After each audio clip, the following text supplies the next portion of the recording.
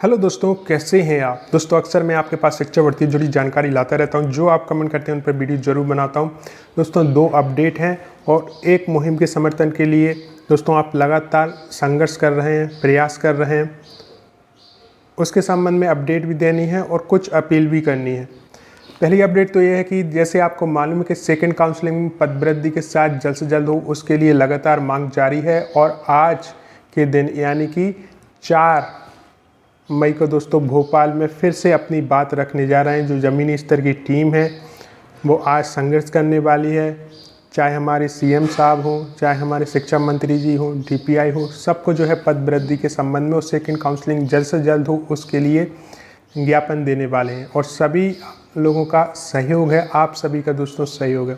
साथ में दोस्तों जैसे आपको मालूम है कि वर्ग 3 में ज़्यादा पद आने चाहिए। मांग है 51,000 तो पद आने ही चाहिए, क्योंकि इतने सालों बाद ये भर्ती आई है। दोस्तों सोशल मीडिया अभियान लगातार चलाया जा रहा है। अगला जो कहें कि सोशल मीडिया अभियान 5 तारीख को है और शाम को 5 बजे से आपको ट्वीट और रीट्वीट करना है। दोस्तों इस मुहिम से बहुत से जो कैंडिडेट हैं वो जुड़ गए हैं, लेकिन कुछ बीच में उनकी कन्फ्यूजन है, इसलिए वो खुलकर सपोर्ट नहीं कर पा रहे हैं। कन्फ्यूजन ये है दोस्तों कि कुछ लोग बीएड डीएड में उलझ गए हैं, जबकि वो आपका मैटर है ही नहीं। जो नियम है ऊपर से बनाए जाते हैं, उसके बाद लागू किए जाते हैं।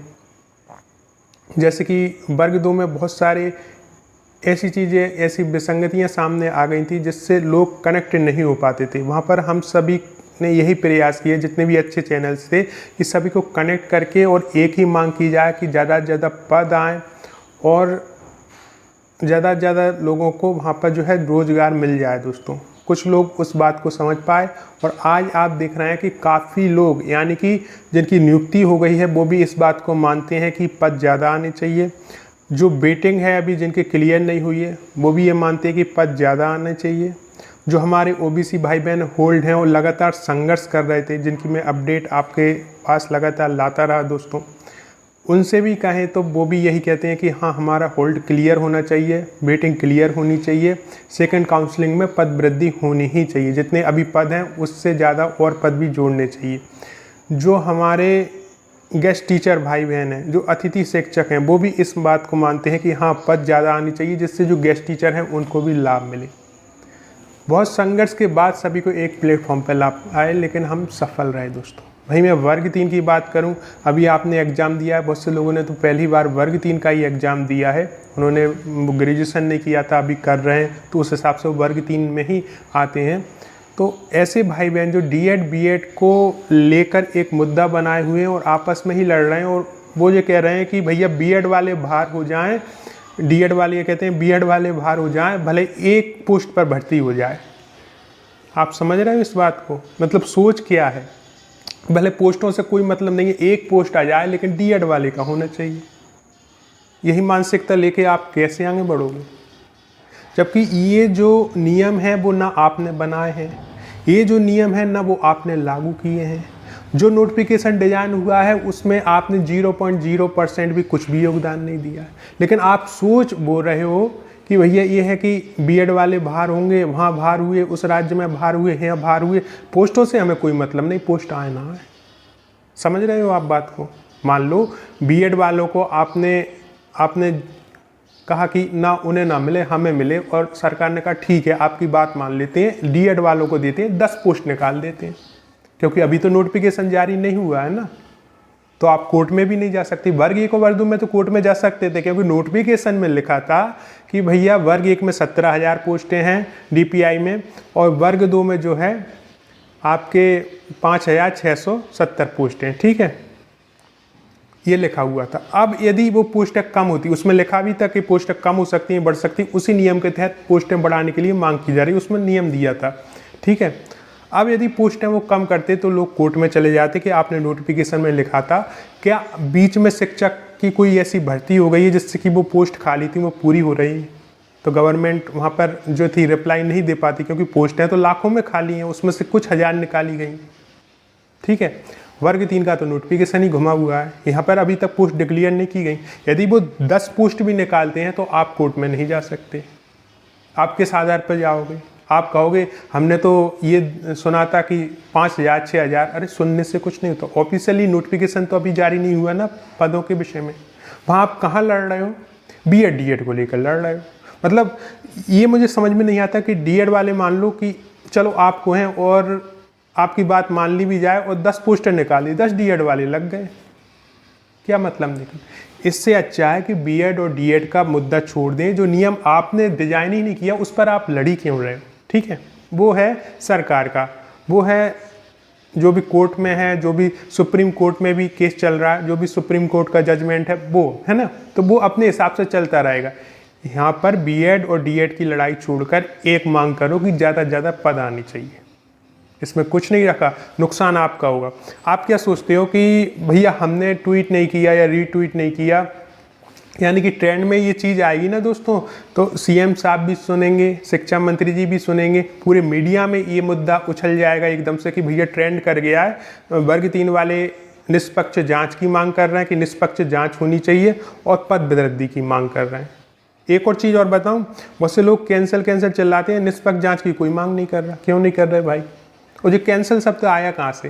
भैया जिनके नोट्स उस समय बिच गए थे उसमें से कुछ नहीं फंसा है, लोगों ने कहा आपके नोट्स में से कुछ नहीं फंसा है, भैया आउट ऑफ सिलेबस आया है, एग्जाम में कुछ धांधली हुई है, पूरा एग्जाम कैंसिल कराते हैं बस। अब आप वहाँ पर घूम गए, सामने वाले ने बिजनेस कर लिया आपके नोट्स बेच के, और आप वहाँ घूम रहे हो कि भैया ये है, ये बंदा अब जो है एग्जाम कैंसिल कराएगा। उस बंदे से ये तो पूछो कि सर जो आपने नोट्स बेचे थे उसमें से क्यों कुछ नहीं फंसा? हाँ, उसने तैयारी ये कर ली है कि भैया आउट ऑफ सिलेबस आया था और एग्ज़ाम हम कैंसिल कराते हैं, फिर दोबारा से आपको एग्ज़ाम दिलाते हैं, भाई आउट ऑफ सिलेबस नोट्स फिर आपको बेचेंगे, फिर आप उसको रट लेना और उसमें से फिर कुछ नहीं फंसेगा, फिर आपके नंबर कम आएंगे, फिर हम कहेंगे कि कुछ ऐसा हुआ है और फिर से कैंसिल चिल्लाएंगे और फिर से वही। मतलब ये है ना कि ज्वाइनिंग तो चाहिए नहीं, सिर्फ एग्ज़ाम देना है, रिजल्ट देखना है, फिर रिजल्ट सही नहीं आया तो फिर से एग्ज़ाम देना है, फिर से रिजल्ट देखना है, रिजल्ट सही नहीं आया तो फिर से एग्ज़ाम देखना है। ज्वाइनिंग तो चाहिए ही नहीं। मतलब मुझे समझ में नहीं आ रहा मानसिकता कहाँ जा रही है। कुछ लोग हैं जिन्हें ज्वाइनिंग नहीं चाहिए, सिर्फ एग्ज़ाम ही देना है उन्हें लाइफ टाइम। 2011 में वर्ग 3 हुई थी, अभी हुई 2022-23 में समथिंग, है ना, 2022 में ये एग्ज़ाम हुए 2011 के बाद, और अब वो कह रहे हैं हमें दोबारा देना। मतलब 5-6 साल फिर से निकलेंगे, फिर से एग्ज़ाम देंगे। भाई साहब नौकरी नहीं चाहिए, एग्ज़ाम देने में ही मज़ा आ रहा है, क्या हद है। फिर इससे तो अच्छा कुछ और कर लो। वो लाखों रुपए आपने बीएड डीएड में खर्च किए ना, उसकी जगह उसका कुछ कर लेते तो कुछ तो रिटर्न मिलता। ये तो आपने कुएं में फेंक दिए और एक रद्दी का टुकड़ा खरीद लिया जो आपको रोजगार नहीं दिला पा रहा। क्यों नहीं दिला पा रहा? क्योंकि आप ऐसे लोगों से बिक जाते हो। कोई बिजनेस कर रहा है, कैसे, मतलब निष्पक्ष जांच की तो मांग ही नहीं करनी। भैया मेरा आपने ट्वीट देखा होगा, मैं उसमें लिखता हूँ निष्पक्ष जांच करके पूरी करके जो भी दोषी हैं उन्हें सजा दी जाए और पद ज़्यादा से ज़्यादा आए। ये 2 मांगे हैं।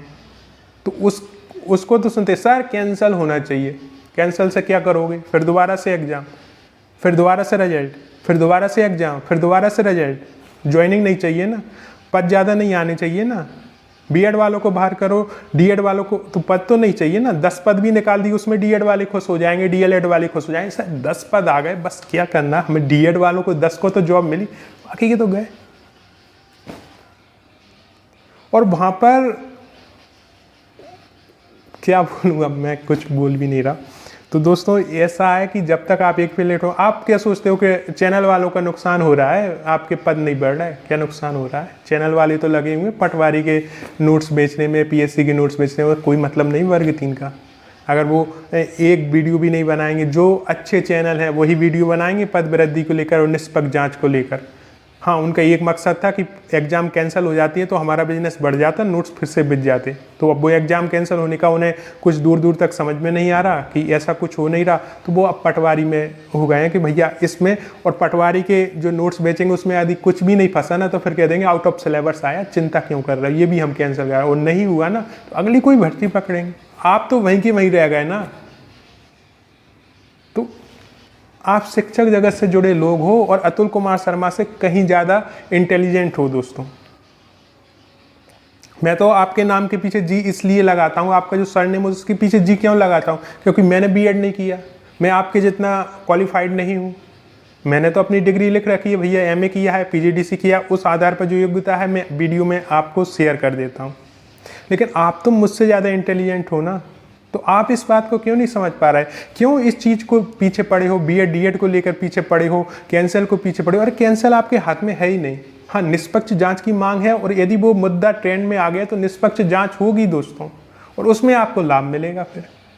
लेकिन आप उसकी मांग ना करके कैंसल कैंसल चिल्ला रहे हो, और समर्थन कैसे कर रहे हो ऐसे चैनल को जो बिजनेस पर्पज से बने हुए हैं। वो भी खुश हैं कि चलो भाई, यदि इनके कहने से ये कैंसिल हुआ है तो हमें दोबारा से मौका मिलेगा बिजनेस करने के लिए। और आप भी इसी में खुश हो कि भैया लाइफ टाइम हमें एग्जाम देने को मिलेगा। तो वहाँ आपका परिवार के एग्जाम से चलेगा? कितने एग्जाम दोगे लाइफ में? 40 साल या 45 साल में ऑवरेज हो जाए, मैं मानता हूँ 50 साल में, चलो 50 साल में इंसान ऑवरेज हो जाए। वैसे तो जनरल की 40 है, 5 साल की जिन्हें रिजर्वेशन होता है उन्हें आयु सीमा में छूट मिलती है 45 साल तक, ठीक है। हम 50 मान लेते हैं, तो क्या 50 साल तक एग्जाम ही दोगे? ज्वाइनिंग तो चाहिए नहीं, क्योंकि एग्जाम नंबर कम आ रहे हैं तो एग्जाम कैंसिल करा। अरे यार, निष्पक्ष की जाँच करो, जिसने घपला किया उसे तो पकड़ो, वो तो साफ बच रहा है ना। तो निष्पक्ष जाँच होगी, वो पकड़ा जाएगा तो वहाँ पर सभी को लाभ मिलेगा। पोस्टें ज़्यादा आएंगी तो सभी को लाभ मिलेगा, तो उसकी कोई मांग ही नहीं करनी। एक मांग है कैंसल, भाई किस बेस पे कैंसिल करोगे? जहाँ भी आप पिटीशन लगाओगे वो कहोगे भैया सबूत लाओ, तो कहीं एक शिफ्ट में वायरल हुआ तो उसकी जांच तो हो, तो वो जांच की तो मांग करो यार। जब वो जांच होगी, जब उसमें से कुछ निकल के आएगा, तभी फिर आगे जो भी दोषी हों उन पर सज़ा होगी, अच्छे जो पद हैं वो आए, तभी आपको नौकरी मिलेगी, चाहे बीएड वाले हों चाहे डीएड वाले हों। आपस में भिड़ने से कोई लाभ है क्या?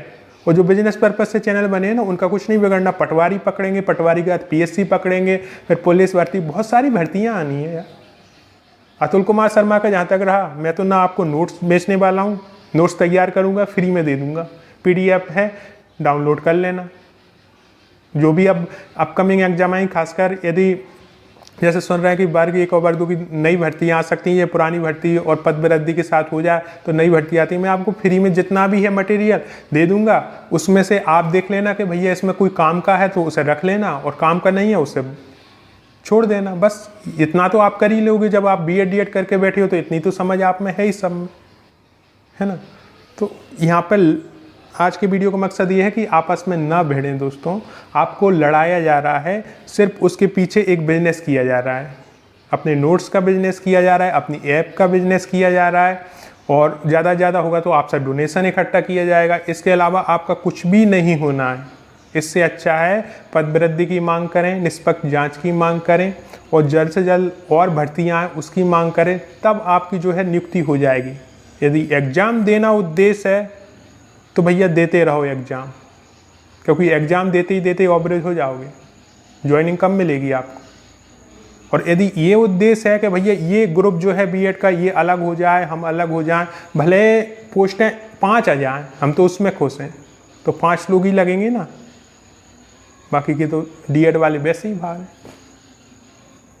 कमेंट बॉक्स में ज़रूर लिखें दोस्तों कि मैं अपनी बात रखने में सफल हुआ कि नहीं हुआ, क्योंकि मुझे अभी भी बहुत सारे लोगों का सहयोग चाहिए जो कि हम ट्रेंड में ला सकें दोस्तों। और प्लीज़ जो भी अच्छे चैनल हैं उन्हें आप रिक्वेस्ट ज़रूर करें।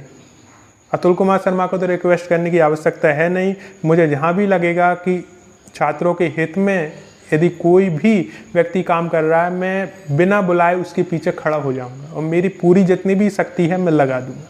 तो ये वीडियो ऐसा ही था, आपने इसे देखने के लिए इतना समय निकाला, उसके लिए दिल से धन्यवाद।